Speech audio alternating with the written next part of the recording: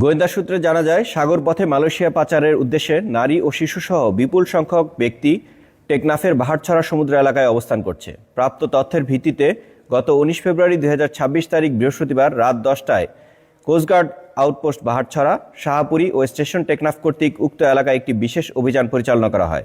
অভিযান চলাকালীন আভিযানিক দল একটি সন্দেহজনক বোটকে থামার সংকেত প্রদান করলে বোটটি পালিয়ে যাওয়ার চেষ্টা করে। অতঃপর আভিযানিক দল বোটটি ধাওয়া করে টেকনাফের বাহারছড়া কচ্ছপিয়া সংলগ্ন সমুদ্র এলাকায় আটক করতে সক্ষম হয়। পরবর্তীতে আটককৃত বোটে তল্লাশি চালিয়ে মালয়েশিয়া পাচারকারী নারী ও শিশুসহ ৫৫ জন ভুক্তভোগীকে উদ্ধার করে ও ৫ জন মানব পাচারকারীকে আটক করে।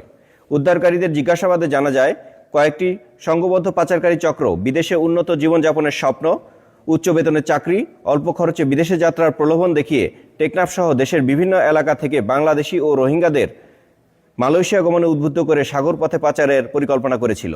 উদ্ধারকৃত ব্যক্তি ও আটককৃত মানব পাচারকারীদের পরবর্তী আইনানুগ কার্যক্রম প্রক্রিয়াধীন রয়েছে। মানব পাচার প্রতিরোধে বাংলাদেশ কোস্টগার্ড ভবিষ্যতেও এ ধরনের অভিযান অব্যাহত রাখবে।